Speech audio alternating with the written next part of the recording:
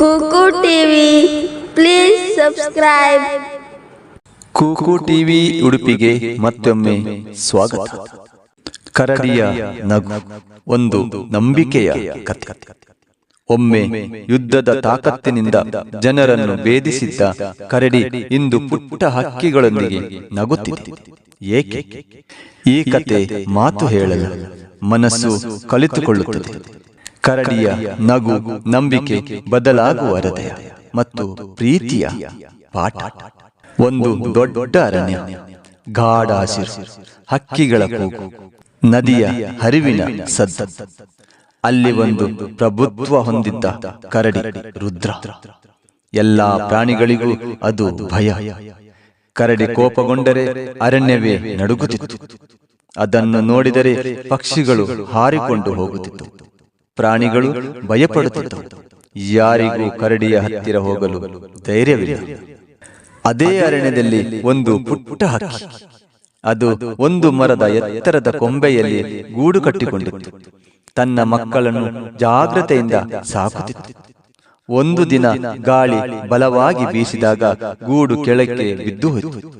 ಹಾಗೆಯೇ ಗೂಡು ಗಾಳಿಗೆ ಹಾರಿ ಹೋಗಿ ಬಿದ್ದಿತ್ತು ಕರಡಿಯ ಮನೆಯ ಬಳಿ. ಗೂಡು ಬಿದ್ದು ಜಾರಿದ್ದ ಹಕ್ಕಿ ಆತುರದಿಂದ ಗೂಡು ಹುಡುಕುತ್ತಾ ಕರಡಿಯ ಕಾವಲು ಸ್ಥಳಕ್ಕೆ ಬಂದಿತ್ತು. ತನ್ನ ಮಕ್ಕಳನ್ನು ಕಳೆದುಕೊಳ್ಳುವ ಭಯದಲ್ಲಿ ಹಕ್ಕಿ ಗೂಡನ್ನು ಹುಷಾರಾಗಿ ಹುಡುಕಿದಾಗ ಕರಡಿ ಇದನ್ನು ಗಮನಿಸಿತು.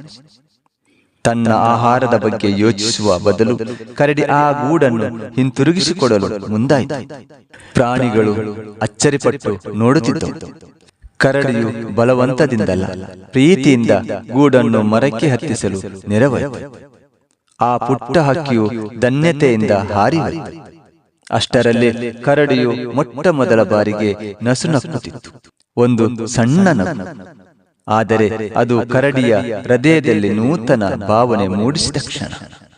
ಈ ಘಟನೆಯ ಬಗ್ಗೆ ಅರಣ್ಯದ ಹಕ್ಕಿಗಳು, ಪ್ರಾಣಿಗಳು ಎಲ್ಲೆಡೆ ಮಾತನಾಡಿದವು.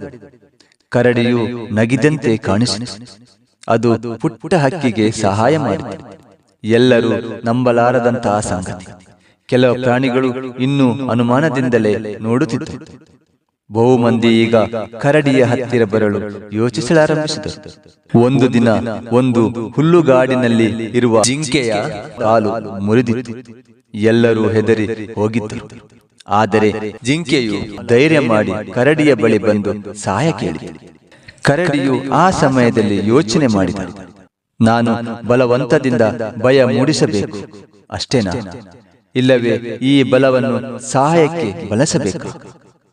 ಹೀಗೆ ಕರಡಿಯು ಸ್ವಲ್ಪ ಯೋಚಿಸಿದ ನಂತರ ಜಿಂಕೆಗೆ ನೆರವಾಯಿತು. ಅದು ತನ್ನ ಬಲವನ್ನು ಇದೀಗ ಮೃದುತನದಿಂದ ಬಳಸಲು ಪ್ರಾರಂಭಿಸಿತು. ಒಂದು ದಿನ ಹಕ್ಕಿಗಳು, ಮೃಗಗಳು ಸೇರಿ ಒಂದು ನಂಬಿಕೆಯ ಹಬ್ಬ ಆಚರಿಸಲು ತೀರ್ಮಾನಿಸಿದವು. ಎಲ್ಲರೂ ತಮ್ಮ ಸ್ನೇಹದ ಪ್ರತಿನಿಧಿಗಳಾಗಿ ಬರುತ್ತಿದ್ದರು. ಅಲ್ಲಿ ಕರಡಿಗಳಿಗೆ ಗೌರವದ ಸ್ಥಾನ ಕೊಟ್ಟರು. ಕರಡಿ ನಿಂತು ಮಾತನಾಡಿದ, ಬಲದಿಂದ ಭಯ ಕೊಡಬಹುದು, ಆದರೆ ನಂಬಿಕೆ ಕೊಡಲು ಹೃದಯ ಬೇಕು. ಅದನ್ನು ಆ ಪುಟ್ಟ ಹಕ್ಕಿಯು ನನ್ನಲ್ಲಿ ಮೂಡಿಸಿದಳು.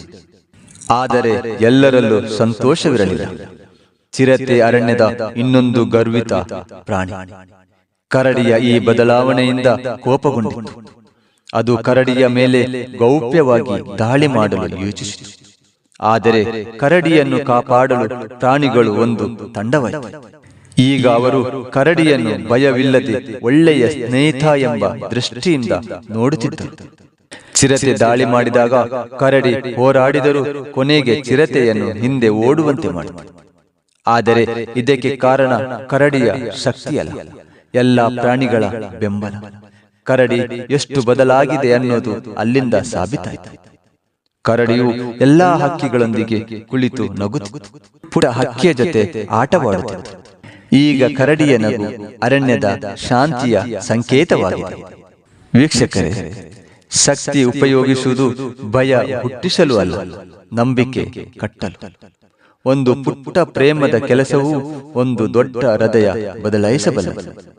ಈ ಕಥೆಯ ಕೊನೆಯಲ್ಲಿ ಕರಡಿಯು ಎಲ್ಲರ ಹೃದಯಗಳಲ್ಲಿ ತಾಣ ಮಾಡಿಕೊಂಡಂತೆ. ವೀಕ್ಷಕರೇ, ಈ ಸುಂದರವಾದ ಕತೆ ನಿಮಗೆ ಇಷ್ಟವಾದರೆ ಈ ವಿಡಿಯೋವನ್ನು ಶೇರ್, ಕಮೆಂಟ್, ಸಬ್ಸ್ಕ್ರೈಬ್ ಮಾಡಿ. ಹಾಗೆಯೇ ಬೆಲ್ ಐಕಾನ್ ಕ್ಲಿಕ್ ಮಾಡುವುದು ಮಾತ್ರ ದಯವಿಟ್ಟು ಮರೆಯಬೇಡಿ. ಧನ್ಯವಾದಗಳು. Cuckoo TV, please subscribe.